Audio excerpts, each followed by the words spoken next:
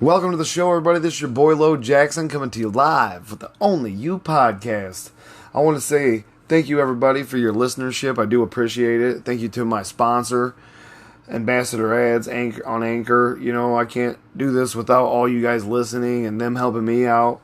And I do appreciate the listener support that you guys give me. You know, today we're going to be going over What Happened to You by Bruce D. Perry, MD, PhD, and Oprah Winfrey. That's amazing. You can pick this book up at Audible for $18.99, Amazon for $14.49, and Google Play for $14.49. That's where I got it, was Google Play. You all know that. I'm a cheapskate, but I love reading. So get out there and get this book. It's a good one. Bruce was born in Bismarck, North Dakota in 1955. He's an interesting doctor. He's Dr. Bruce Perry is the senior fellow of the Child Trauma Academy, a community of practice based in Houston, Texas. Also a professor in the departments of psychiatry and behavioral science at the Feinberg School of Medicine and where else? Northwestern University in Chicago. Yeah, baby. Love Chicago. And the College of Science, Health and Engineering, La Trobe University, Australia. He is the author with Mia Savaldes of The Boy Who Was Raised as a Dog, Born for Love, Why Empathy is Essential and Endangered and Brief. Reflections on Childhood, Trauma and Society. Over the last 30 years, Dr. Perry has been an active teacher, clinician, and researcher in children's development of mental health and neurosciences, holding a variety of academic positions. You know, to me, this book is a way of understanding and organizing the answers to the old question. Tell me about your childhood, the brain hierarchy, the brain architecture hierarchy, like all genius is obvious in hindsight. It is a simple and easy model to remember and reference when events deregulate everyone in the room.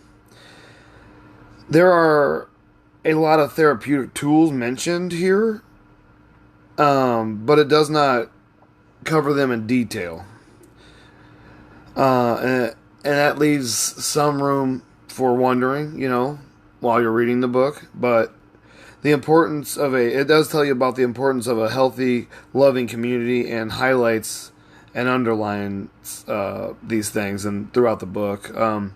Winfrey shares stories from her own past, understanding through experience the vulnerability that comes from facing trauma and adversity at a young age. And most of us know Oprah's story and know that she did live a wild life and a sad life, and I wouldn't wish her life upon anybody. But when you're rode like that young, you do great things in your life. And her mom and dad are definitely proud, I can tell you that. And this is a part of this gentleman's story that I want to include, because I always want to include things that go on in people's lives to let everybody know that, everybody has something that goes on and happens to them in this life that's out of their control, that's just unreal and, breathtaking at times. Stand up, take a step, repeat. Do what, go out there, find things that help you get over the impact and the hurt and the pain and the suffering, because tomorrow is only on the calendar of fool, friends. And this is the part I wanted to share with you. Perry's newlywed wife, Aurelis Perry, was found murdered in Stanford Memorial Church on the grounds of Stanford University in California on October 12, 1974. Dr. Perry was initially considered a suspect, but was released as he passed a lie detector test. His fingerprints did not match those on the candlestick used by the killer, and the bloodstains visible on his shirt were said not to match his wife's blood. In 2018, Stephen Crawford, a former campus security guard, previously also described as having passed a lie detector test and having fingerprints not matching those on the candlestick.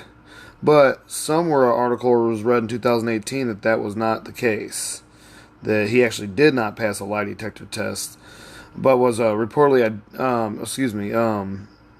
he did not take a lie detector test, was reportedly identified as the perpetrator based on a sample of DNA taken from his clothing. Crawford died of a gunshot wound, reportedly self-inflicted, when police came to his apartment to serve a search warrant. I was blown away by that. And this is the Only You podcast. It's your boy Lo Jackson, and we're doing What Happened to You by Bruce Perry and Oprah Winfrey. I got this from Google Books, and it's definitely worth the read. Over the course of her esteemed career, Oprah Winfrey has created an unparalleled connection with people around the world. As host and supervising producer of the top-rated award-winning The Oprah Winfrey Show, she entertained, enlightened, and uplifted millions of viewers for 25 years. Her accomplishments as a global media leader and philanthropist have established her as one of the most influential and admired public figures in the world today. Some of her previously published works include O's Little Guide to Starting Over, Food, Health and Happiness, What I Know for Sure, The Wisdom of Sundays, and The Path Made Clear. And we all know Oprah, and if you don't know Oprah, you need to get out there and find out who she is, because you're living under a rock. A note from the authors, you guys. This book is for anyone with a mother, father, partner, or child who have experienced trauma. And if you have ever had labels like people pleaser, self-sabotager, disruptive, argumentative, you're checked out, can't hold a job, or bad at relationships used to describe you or your loved ones, this book is for you. Or if you simply want to be better, or if you just simply want to understand yourself better, this book is also for you too. We know this we know this reading experience will make you think and make you feel, and at times the feelings may be hard and painful. For some, the intense and sometimes disturbing content will be a challenge. For others, the concepts about the brain may be unfamiliar and initially difficult to understand. We ask for your patience and trust with us and with yourselves. That's very important. Trust yourselves. When you find the reading too challenging, stop. Put the book down for an hour or a week.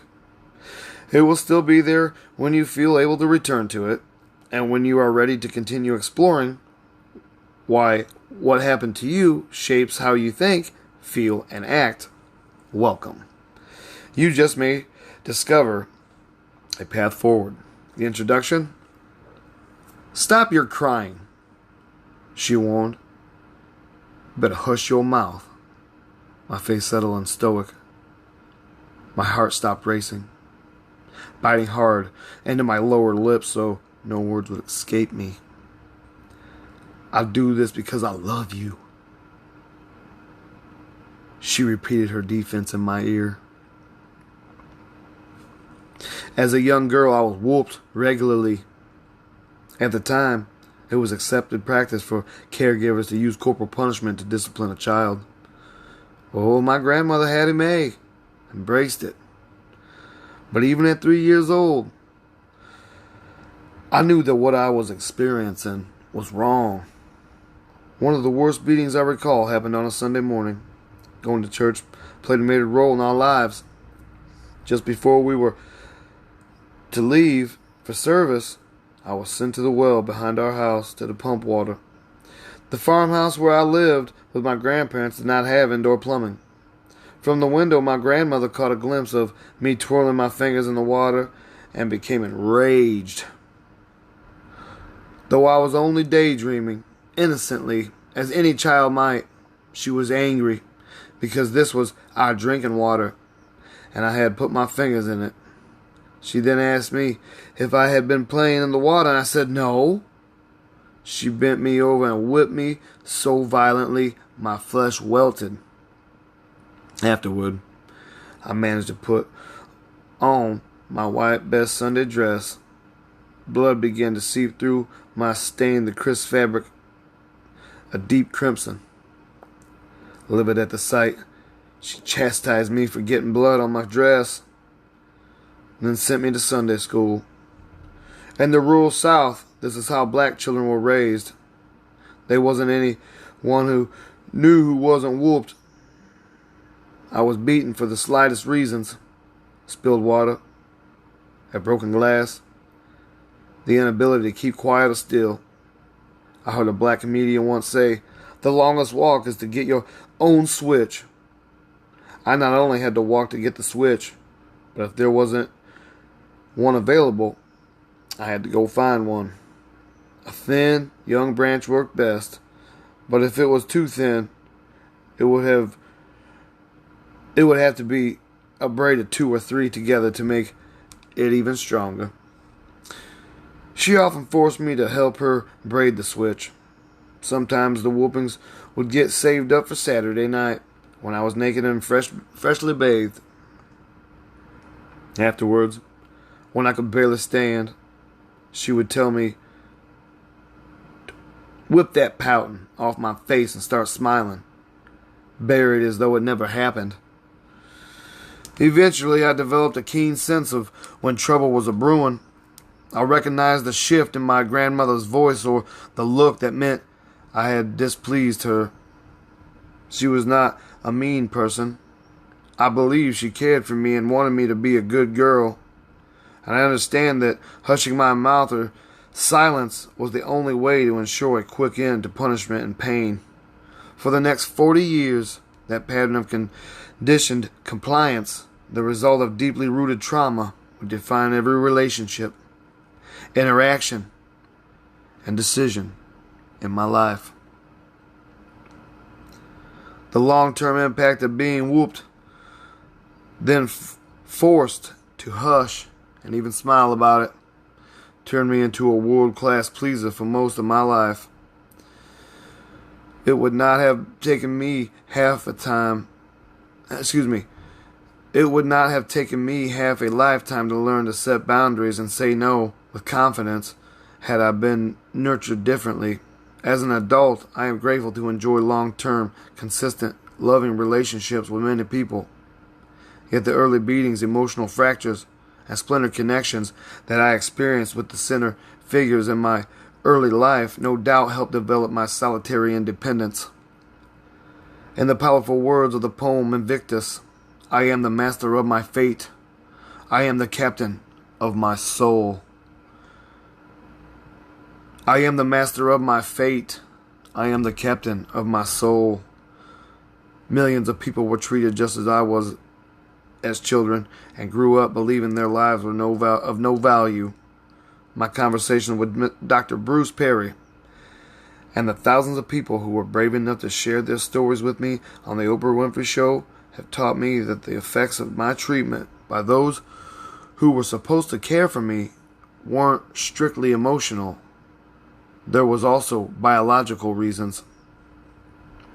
Through my work with Dr. Perry, my eyes have been opened to the fact that although I experienced abuse and trauma as a child, my brain found ways to adapt. There is where hope lives for all of us, in the unique adaptability of our miraculous brains. As Dr. Perry explains in this book, understanding how the brain reacts to stress or early trauma helps clarify what has happened to us in the past, shapes who we are, how we behave, and why we do the things we do. Through this lens, we can build a renewed sense of personal self-worth and ultimately recalibrate our own responses to circumstances, situations, and relationships. It is, in other words, the key to reshaping our very lives. Oprah Winfrey. That was deep, y'all. This is the Only You podcast, and we're doing What Happened to You by Dr. Bruce Perry and Oprah Winfrey. It's only a 304-page read. You can pick it up on Audible, Amazon, Google Play for around $15. One morning in 1989, I was sitting in my lab, the Laboratory of Developmental Neurosciences at the University of Chicago, looking at the results of a recent experiment. When my lab assistant poked his head into my office, "Oprah's calling you." "Yeah, right. Take a message." I'd been up all night writing. The results of the experiment looked messed up. I wasn't in the mood for a practical joke. He smirked. "No. Really. It's somebody from Harpo." There was no possible reason for Oprah to call me. I was a young academic child psychiatrist studying the impacts of stress and trauma on development. Only a handful of people knew about my work. Most of my psychiatry peers didn't think much about the neurosciences or childhood trauma. The role of trauma as a major factor in physical and mental health was unexplored. I thought one of my friends was simply pranking me, but I took the call. "Ms. Winfrey is convening a meeting of national leaders in the area of child abuse in Washington in 2 weeks. We would like you to attend." After more explanation, it became clear that the meeting would be attended by many well-known and well-established people and organizations. My work studying the impact of trauma on the developing brain would be lost among more politically accepted, dominant perspectives. I politely declined. Several weeks later, I received another call. "Oprah is inviting you to a day-long retreat at her farm in Indiana. There will be 2 other people, you and Oprah." Dude, I'll be jumping on the next Greyhound, man. Come on. "We want to brainstorm solutions to the issue of child abuse. This time with a chance to meaningfully contribute." I accepted. The dominant voice that day was Andrew Vachis, an author and attorney specializing in representing children. This pioneering work highlighted the need to track known child abusers. At the point they could move from state to state, and there was no way to keep tabs on where they were. I don't know if I agree with that. I don't know if I agree with anything like that. That's crazy. That's like totally infringing upon your freedoms. Like, I don't want people to be... And I know people are ignorant, and I know child abuse is wrong. But, I mean, there's police records for a reason. I mean, I don't know. And maybe I'm wrong for saying that, but maybe there's more to it. I just want to get that out there. Our 1989 meeting in Indiana led to the 1991 drafting of the National Child Protection Act to establish a national database of convicted child abusers. And that's why I said what I said. I don't agree with it. On December 20th, 1993, after 2 years of advocacy that included testifying before the U.S. Senate Judiciary Committee, the Oprah bill was signed into law. Which it was. It probably has saved people's lives and done a lot of great things. That day in 1989 led to many more conversations. Some took place on the Oprah Winfrey Show to discuss specific children's stories and campaigns on the importance of early childhood and brain development. Most of our conversations, however, were in the context of the Oprah Winfrey Leadership Academy for Girls, OWLAG, which Oprah founded in South Africa in 2007. This remarkable institution was created to select, support, educate, and enrich disadvantaged girls with high potential. The explicit intention was to create a cadre of future leaders. Many of these girls had demonstrated resilient and high academic achievement despite a range of adversities including poverty, traumatic loss, and community or intra-family violence. And you guys, I actually took a domestic violence course. It was a university course.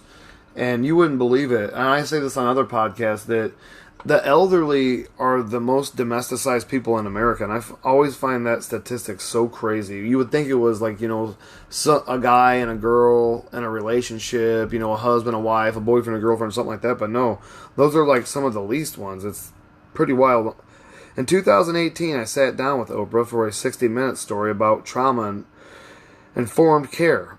Though only 2 minutes of our conversation ended up in the final segment, millions of people were watching and listening, and the excitement created in the community of professionals working in trauma was remarkable. But there is so much more to say. The enthusiasm for our conversation was in part a reflection of Oprah's own enthusiasm for the importance of this topic. On CBS this morning, Oprah told Gayle King, her best friend, that she would dance on tabletops to get people to pay attention to the impact of trauma on the developing brains of children. In a CBS News supplement to the 60 Minutes show, Oprah called it the most important story of her life. And I gotta say, this book is mind-blowing, and there are so many people out there that there's a lot of wonderful people out there, and if you are suffering from trauma, don't be afraid to pick up books and learn about it and learn how to take steps and learning that it's okay and, you are not your emotions. Oprah has been talking about abuse, neglect, and healing for her entire career, and we all know that. Her dedication to educating people about trauma-related topics has been a hallmark of her shows. Millions of people have watched Oprah, listened to, connected with, counsel, and learned from people with experience or expertise in trauma of all kinds. She has explored the impacts of traumatic loss, maltreatment, sexual abuse, racism, domestic violence, community violence, gender and sexual identity issues, false imprisonment, and so much more. And through this has helped us explore health, healing, post-traumatic growth, and resilience. For 25 years, The Oprah Winfrey Show took a deep and thoughtful look at developmental adversity, challenge, distress, stress, trauma, and resilience. She explored dissociation identity disorder in 1989, the importance of early childhood experiences on brain development in 1997, the rights of adopted children in 2005, the impact of severe neglect in 2009, and much more. In many ways, her show paved the way for a larger systematic awareness of these issues. Her final season included an episode featuring 200 men, including Tyler Perry, disclosing their histories of sexual abuse. She has been and will continue to be a champion and guide for people impacted by adversity and trauma. And I am a survivor of abuse, you guys. I was abused almost my whole entire childhood, so every time I hear something about Oprah, I just totally connect with her. So when I seen that this book was out, I had to get it and read it, just for the fact that I have watched her show for so many years, and I've connected so many times with her, and I know that she knows about trauma. Look at where she is, you guys. She's not the first black billionaire woman in the world for any reason. She's a genius and highly intelligent, and she learned how to, grow from her traumas and accept what happened and move on. And that's a big deal of trauma too.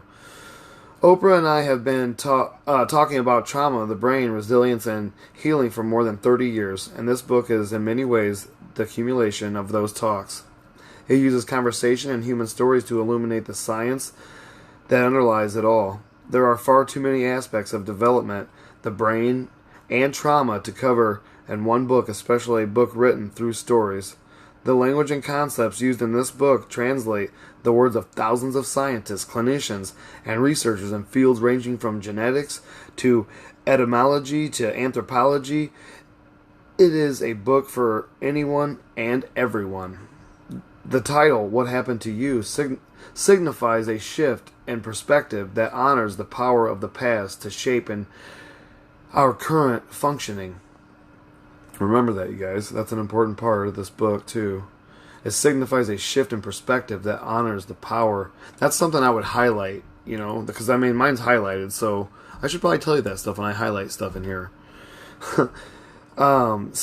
Signifies a shift in perspective that honors the power of the past to shape our current functioning. The phase originated in the pioneering work group of Dr. Sandra Bloom, developer of the Sanctuary model, in Dr. Bloom's words.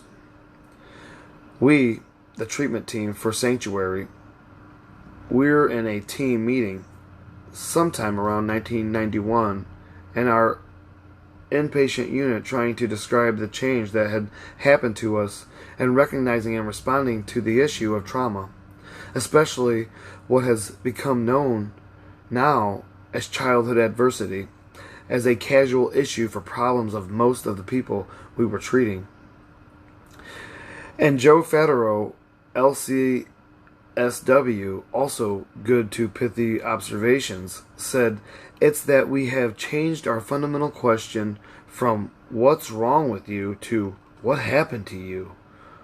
Oprah and I are convinced that asking the fundamental question, what happened to you, can help each of us know a little more about how experiences, both good and bad, shape us. Our hope is sharing these stories and scientific concepts is that every reader will, in their own way, gain insight to help us all live better, more fulfilled lives. Dr. Bruce Perry. I think this book is a great, phenomenal read, you guys. I give it a 5-star review. Obviously, if Oprah's involved, you know it's worth your time. And, you know, Dr. Perry, he attended Amherst College in Amherst, Massachusetts. He did not actually graduate from that college. He only took classes they found were interesting to him. He eventually graduated from Northwestern University. Is that not crazy? Where he became a professor later. That's freaking awesome. In Evanston, Illinois. Whoop, whoop. The land of Lincoln, baby. Yeah, you know that.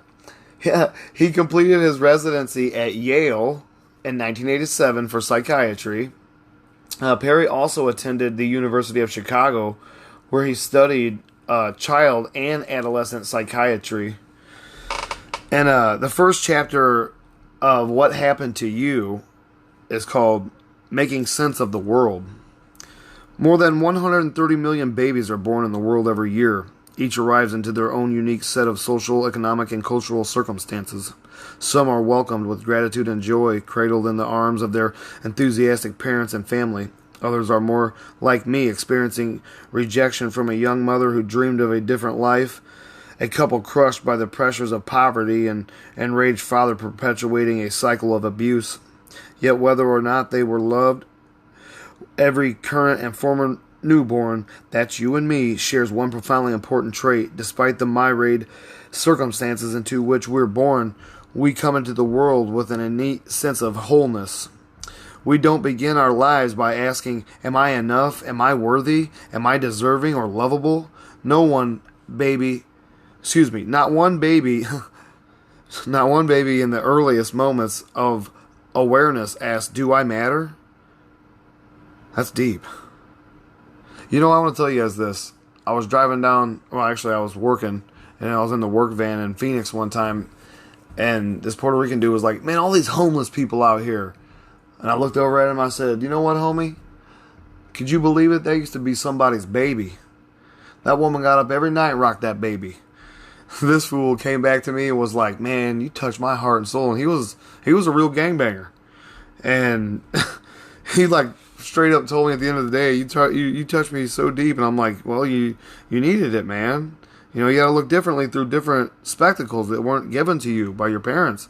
And he trusted in me, and he actually became one of my closest partners after that point. It was actually awesome. Back to this.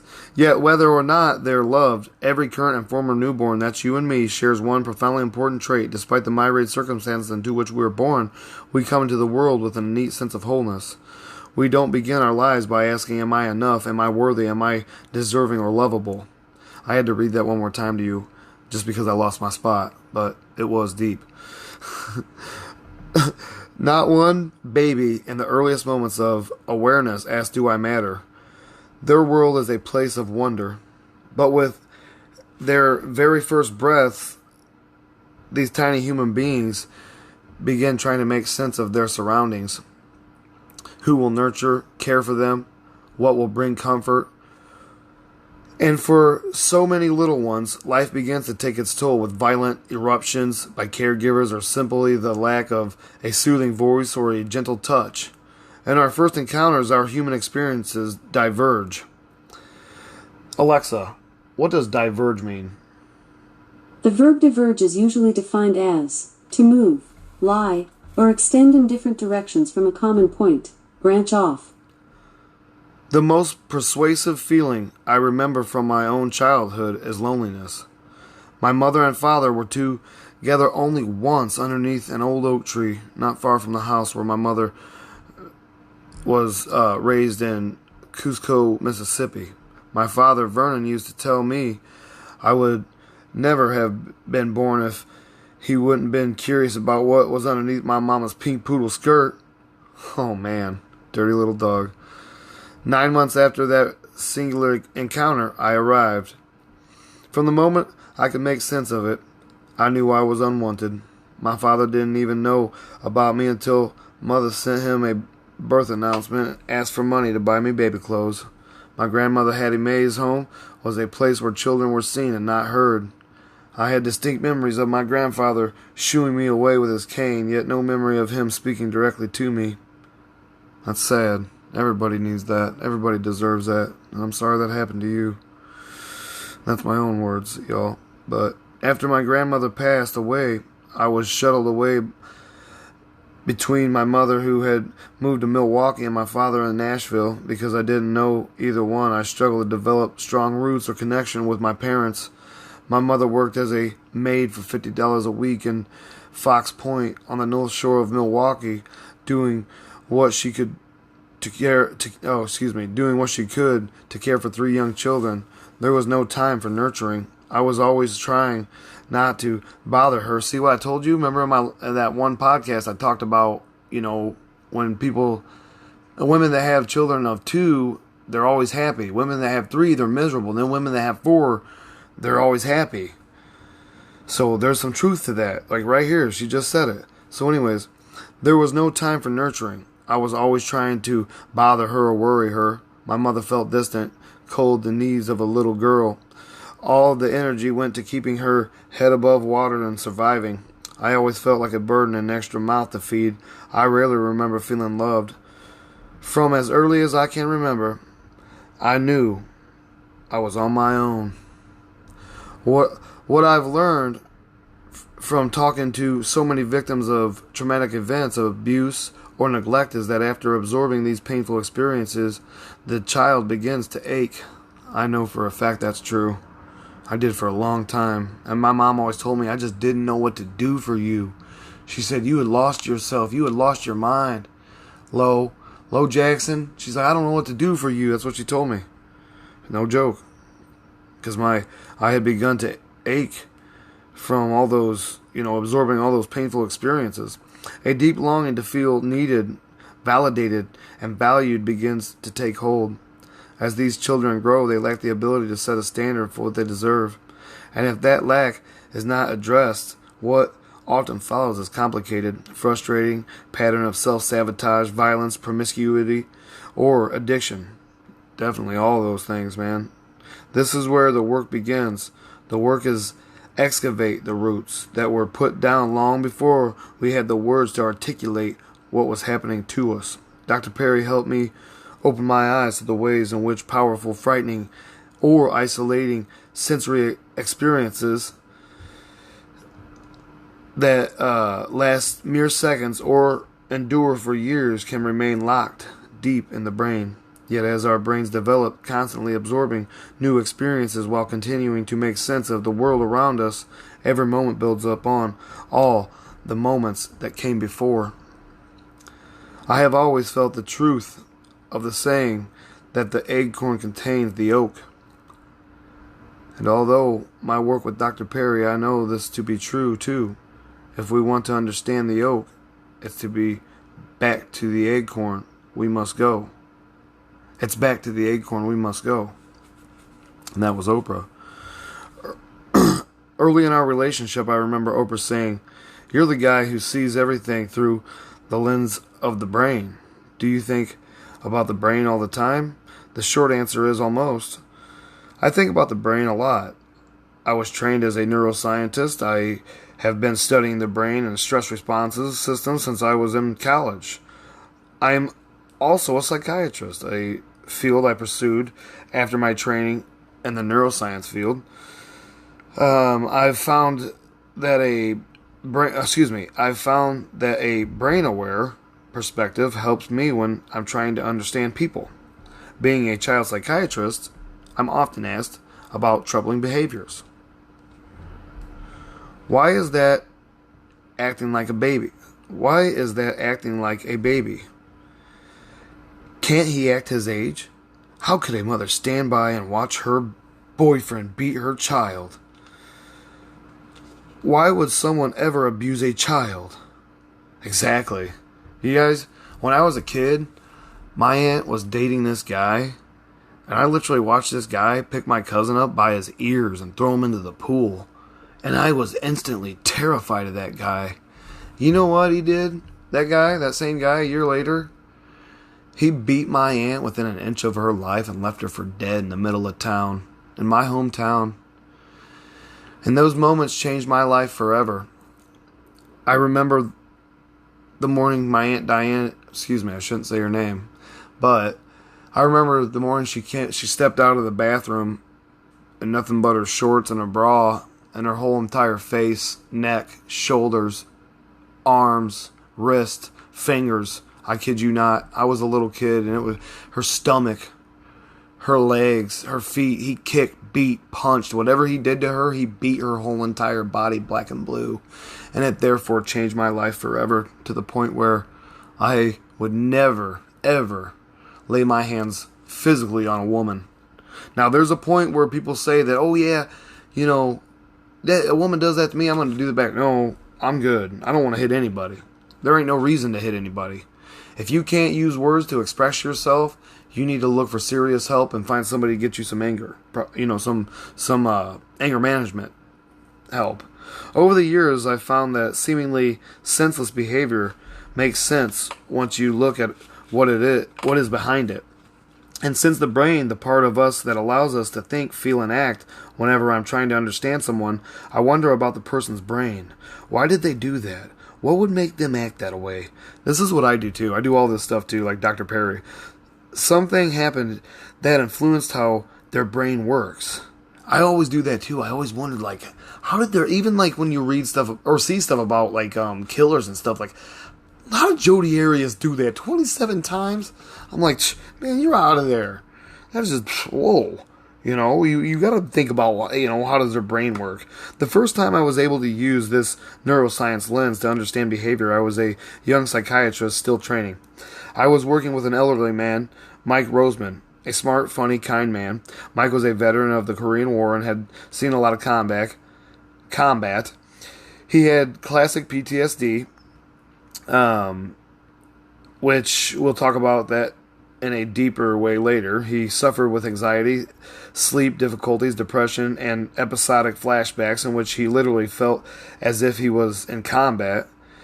He had resorted to self-medicating with he had resorted to self-medicating with alcohol and struggling with binge drinking.